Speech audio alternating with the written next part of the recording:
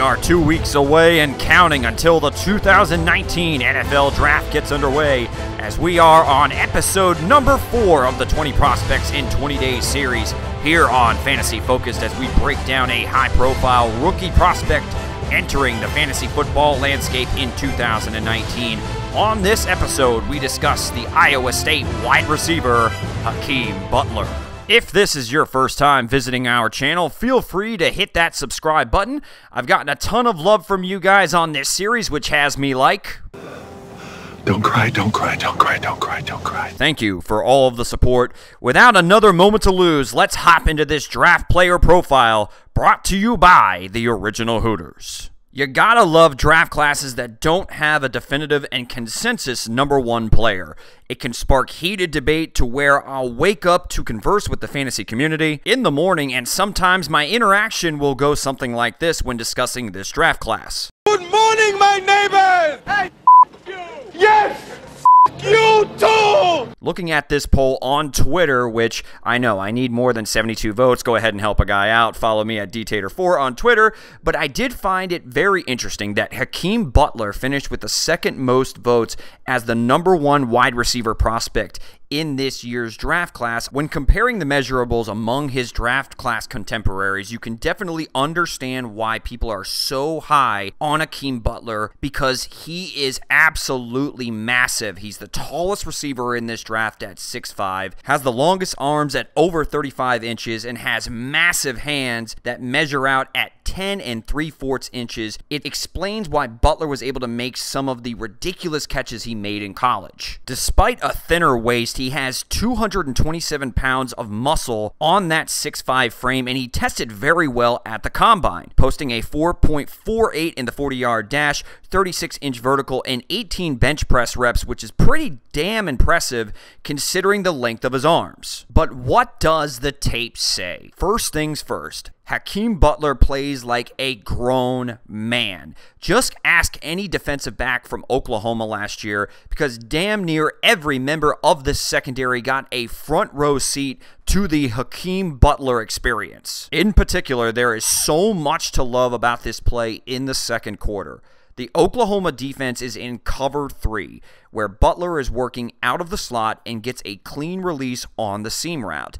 Then begins what is the single-hand destruction of the Oklahoma defense, where it begins with Butler using his frame to shield the outside defender away from the ball, while using his strong hands to maintain possession despite the contact from the corner. As he lands and secures the ball, he displays his sheer strength, taking his right hand, placing it on the side of the helmet of the defender, gathers his strength, and literally throws the defender to the ground like a little boy, then accelerates towards the end zone, only to be run down by the backside corner, which he showcases more strength and balance, spinning off of him to be met by one last defender who decided tackling him won't work. So let's try to strip the ball, and when that fails, we are left with nothing but wonder what we just witnessed from Hakeem Butler. I mean, what can you say? You can't deny his size, strength, and uncommon balance for a guy his size.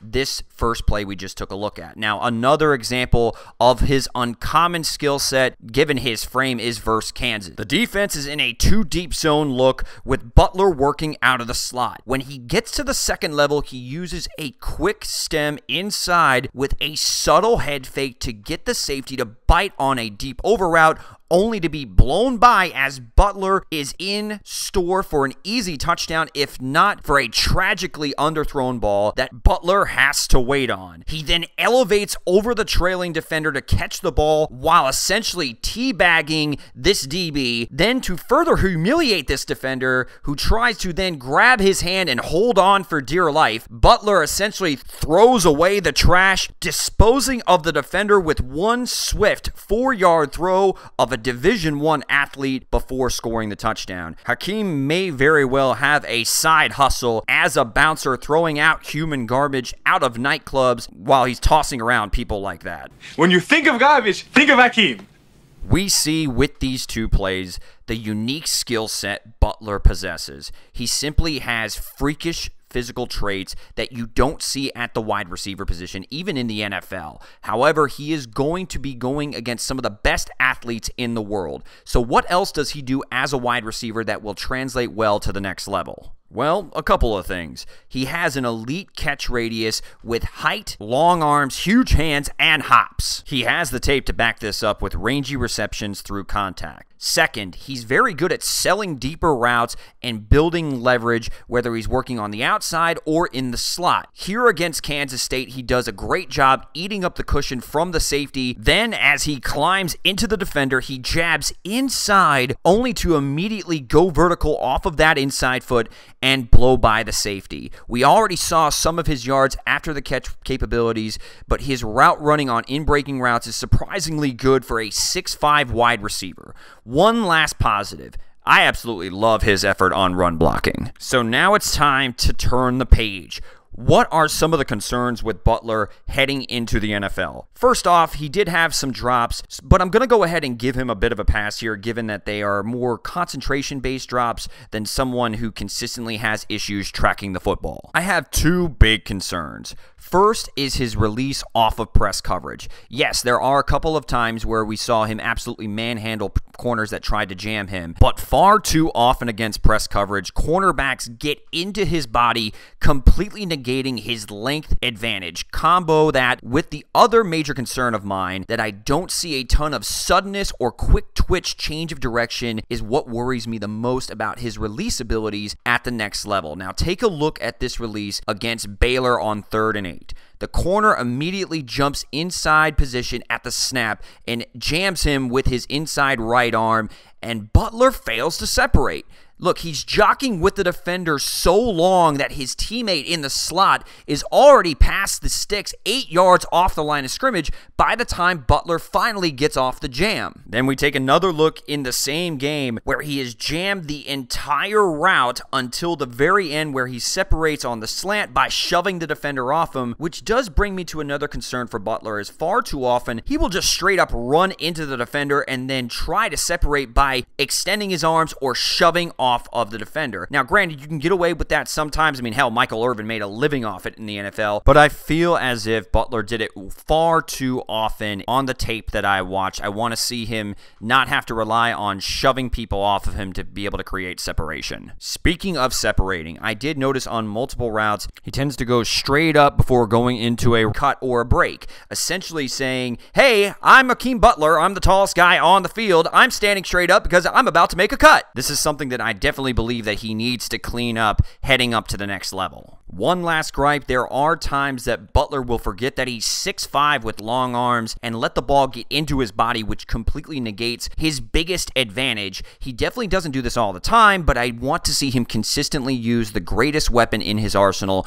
which is his size. So what are my final thoughts on Hakeem Butler? Well, I can certainly see why many fantasy owners have him as the #1 prospect in this draft. He's tall, long, fast, has hops, strong with an incredibly high ceiling. When you factor in that he's only been playing football since the later years of high school, it is within the realm of possibility that he could get even better.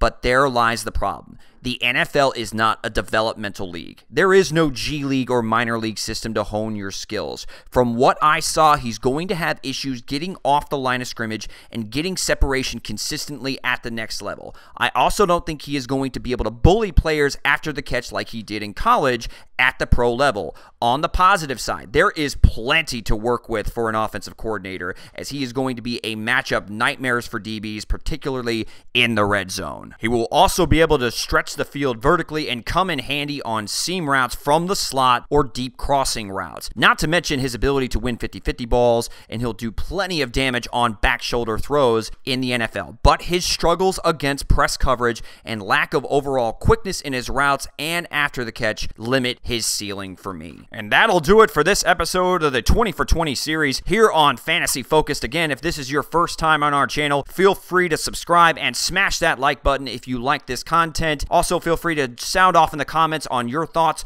on Hakeem Butler. Up next is Kelvin Harmon. Until next time, later, says the Tater.